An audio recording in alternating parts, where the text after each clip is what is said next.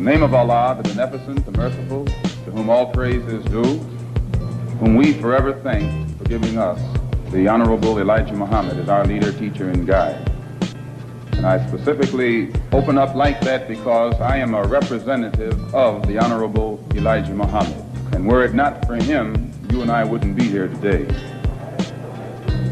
But first, I would like to congratulate and give praise to the so-called Negro leaders and so-called Negro organizations. And excuse me if I say so-called, it's hard for me to just outright say Negro when I know what that word Negro really means. The Negro, so-called Negro organizations and leaders should be given great credit for their failure or refusal to let the white man divide them and use them one against the other during this crisis.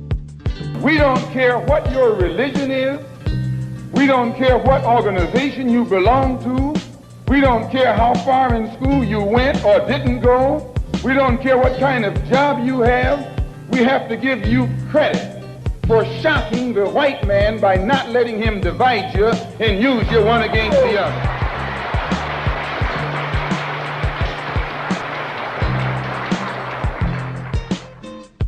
In the past, the greatest weapon the white man has had has been his ability to divide and conquer.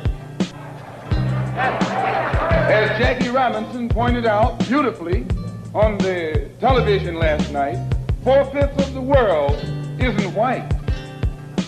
If 4/5 of the world is dark, how is it possible for 1/5 to rule, oppress, exploit, dominate, and brutalize the 4/5 who are in the majority? How do they do it? Divide and conquer. If I take my hand and slap you, you don't even feel it. It might sting you because these digits are separated. But all I have to do to put you back in your place is bring those digits together. This is what the white man has done to you and me. He has divided us and used us one against the other. But today, since the so-called Negro community has shocked the white man by resisting all efforts to divide us, I think that you and I should continue to shock him by staying and working together in unity. Despite religious, political, economic, or educational or social differences, let us remember that we are not brutalized because we're Baptist. We're not brutalized because we're Methodist. We're not brutalized because we're Muslims. We're not brutalized because we're Catholics. We're brutalized because we are black people in America. The person whom you have come to know as Ronald Stokes, we know him as Brother Ronald, one of the most religious persons who displayed the highest form of morals of any black person anywhere on this earth. And as one of the previous speakers pointed out who knew him, everyone who knew him had to give him credit for being a good man, a clean man, an intelligent man, and an innocent man when he was murdered.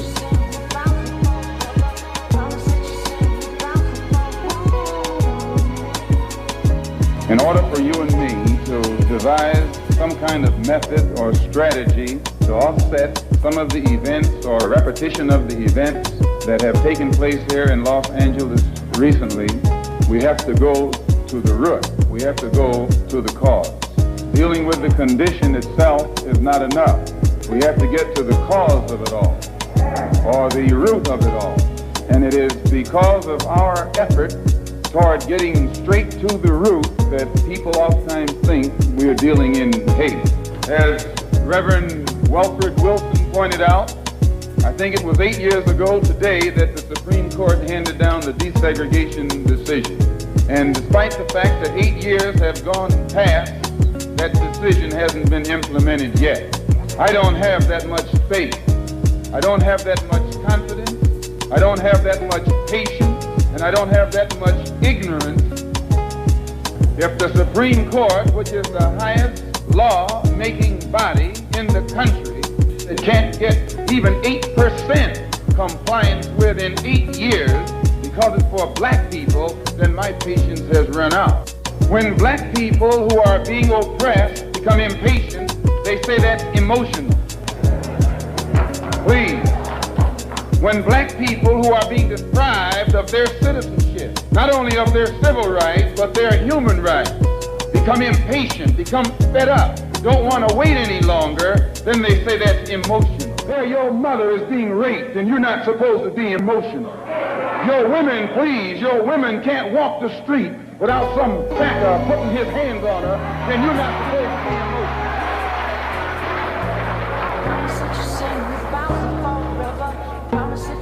So I just want to clear up that little point right there, because he says that we play on your emotions.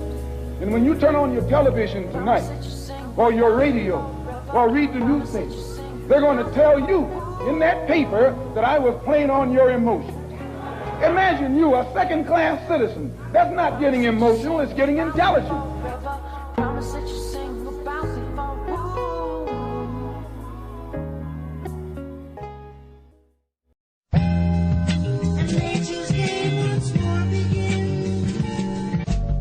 Today, you're trying to go in a good direction, but you don't know which direction to go in. And if somebody tries to take you right to the root of your problem, they say that that man's a hate preacher. 20 million black people don't even know their own language. Why? Because he took it away from them. 20 million black people who don't even know the history of their ancestors. Why? Because he took it away from them. And if you try and tell them how thoroughly and completely they've been robbed, he says you're teaching hate. That's something to think about. And then again, if we tell you that Negroes are being hung on the street or being shot down illegally, unjustly, and those Negroes should do something to protect themselves, you say you're advocating violence. The white man is tricking you. He's trapping you. He doesn't call it violence when he lands troops in South Vietnam. He doesn't call it violence when he lands troops in Berlin. When the Japanese attacked Pearl Harbor, he didn't say get nonviolent. He said praise the Lord, but pass the ammunition. But when someone attacks you, when someone comes at you with a club, when someone comes at you with a rope, when someone comes at you with a gun, despite the fact that you've done nothing, he tells you, suffer peacefully. Pray for those who use you despitefully. Be long-suffering. And how long can you suffer after suffering for 400 years?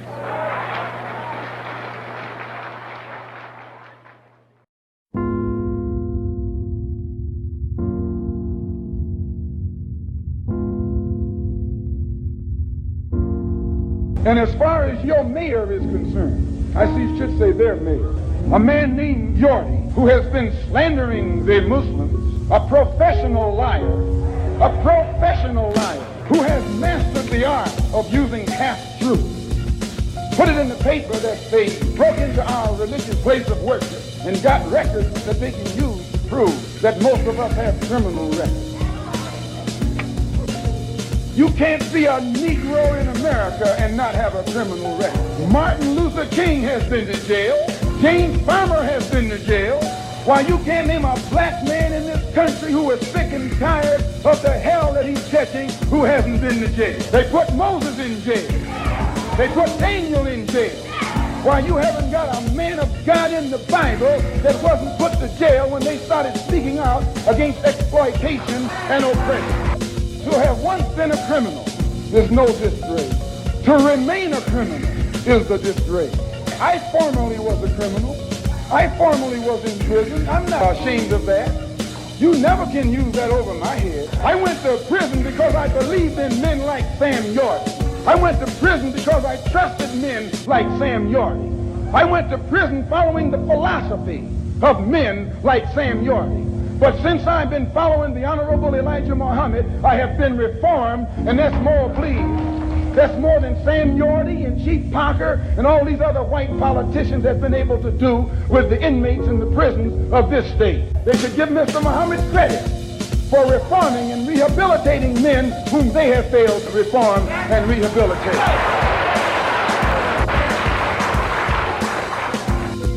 Mayor Yorty referred to some press report that Mr. Muhammad had once been found guilty of contributing to the delinquency of a minor.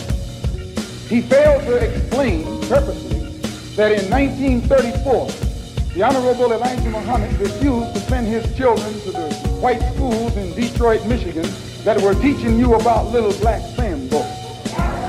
That's the minor that he contributed to the delinquency of. You see, this vicious, fork-tongued white man has been able to take lies and make you turn against those who want to help you and make others turn against you. This is the contributing to the delinquency of a minor that this mayor, or man who calls himself mayor, is talking about. In the same article, he said that the Muslims are the same people who rioted in the United Nations. Someone should pull his coat and let him know that at the present moment, there is $6 million worth of suit against two of New York's leading newspapers for making the mistake of charging the Muslims as being involved in those United Nations riots. We were not involved. And if this fork-tongued man who calls himself your mayor had taken the time to find that out, he wouldn't be walking into the trap that he's letting his ignorance lead him into. And if you take the time to read, the Washington Post pointed out on the front page that the Muslims had nothing to do with the UN riots. And they quoted, in saying so, the person who was at that time the commissioner of police in New York City. See, it's lies that the white man has spread about the Muslims to try and make you afraid of the Muslims, or to try and make you think that the Muslims were a criminal element and things that you would not like to be associated with. The coroner's jury is stacked against Negroes. The grand jury is stacked against Negroes. The press, the radio, the television, and the newspapers are stacked against Negroes. But please, the Los Angeles Police Department is stacked, all except those whom he has appointed to high positions. The controlled press, the white press, inflames the white public against Negroes. The police are able to use it to paint the Negro community as a criminal element. The police are able to use the press to make the white public think that 99% of the Negroes in the Negro community are criminals.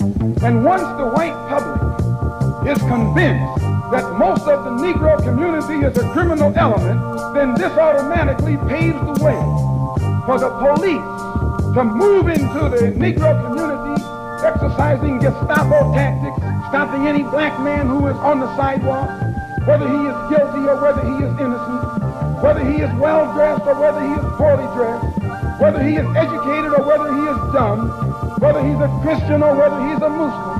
As long as he is black and a member of the Negro community, the white public thinks that the white policeman is justified in going in there and trampling on that man's civil rights and on that man's human rights.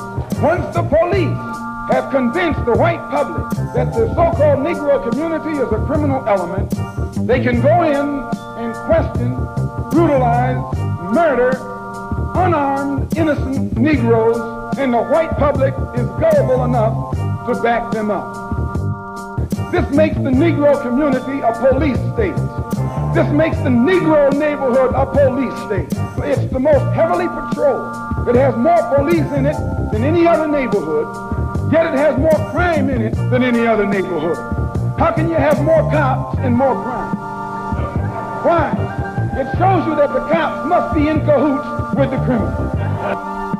Who taught you to hate the texture of your hair? Who taught you to hate the color of your skin to such extent that you bleach to get like the white man? Who taught you to hate the shape of your nose and the shape of your lips? Who taught you to hate yourself from the top of your head to the soles of your feet? Who taught you to hate your own kind? Who taught you to hate the race that you belong to? So much so that you don't want to be around each other. Yeah. No, before you come asking Mr. Muhammad, does he teach hate, you should ask, who taught you to hate being what God gave you? Yeah. We teach you to love the hair that God gave you. We don't steal, we don't gamble, we don't lie, and we don't cheat. And that also deprives the government of revenue, because you can't get into a whiskey bottle without getting past the government seal. You can't open a deck of cards without getting past the government seal. There's a white man makes the whiskey and then puts you in jail for getting drunk.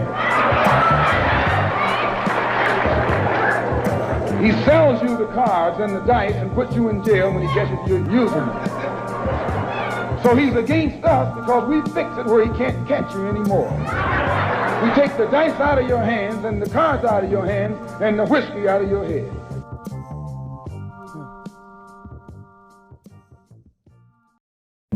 The most disrespected person in America is the black woman. The most unprotected person in America is the black woman. The most neglected person in America is the black woman. And as Muslims, the Honorable Elijah Muhammad teaches us to respect our women and to protect our women. And the only time a Muslim really gets real violent is when someone goes to molest his woman. We will kill you for our woman. I'm making it plain, yes. We will kill you for our woman. We believe that if the white man will do whatever is necessary to see that his woman gets respect and protection, then you and I will never be recognized as men until we stand up like men and place the same penalty over the head of anyone who puts his filthy hands out to put in the direction of our women.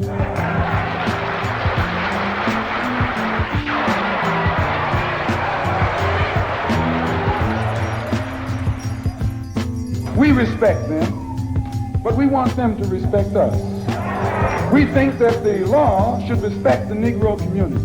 The law should protect the Negro community. The law should approach the Negro community with intelligence if it expects the Negro community to react intelligently.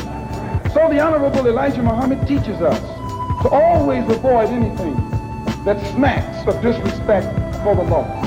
And if the police department tells the truth, they will have to admit that they have never had any experiences with Muslims that have ever been anything other than honorable unless they themselves come at us in a dishonorable way. There's no case against the Muslims. It has no case against these brothers whom they shot down. And because it has no case, it's trying to create a case. It's trying to manufacture a case.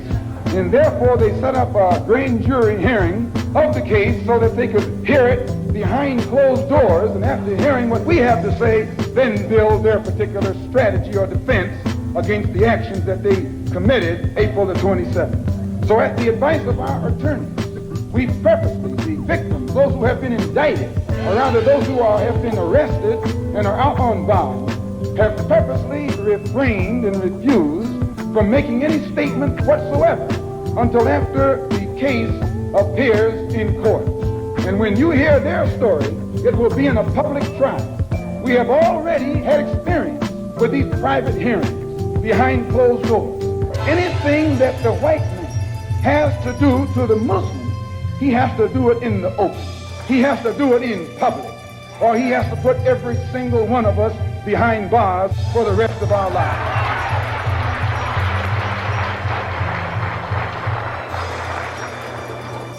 We have confidence that the white public and the black public, if they hear our case, if they hear and have access to the investigation, will never be fooled by this phony setup that's stacked from the top all the way down. I'd like at this time to call forth these brothers who were arrested. The brothers who were arrested. The officer made one stay at the rear of the car and the other go to the front of the car. And while he was taking the one to the front of the car, the polite attitude, the humble air, the submissive, intelligent, peaceful spirit that he unexpectedly found in this Negro infuriated him. He told the brother, put down your hand. The brother was talking, he's not a criminal. A man has a right on the sidewalk to talk with his hand. Put down your hand, don't talk with your hand. And when the brother continued to gesture with his hands, the officer grabbed his hand, twisted it around behind his back, flung him up against the car, And then that's when hell broke loose. That was when hell broke loose. A struggle ensued.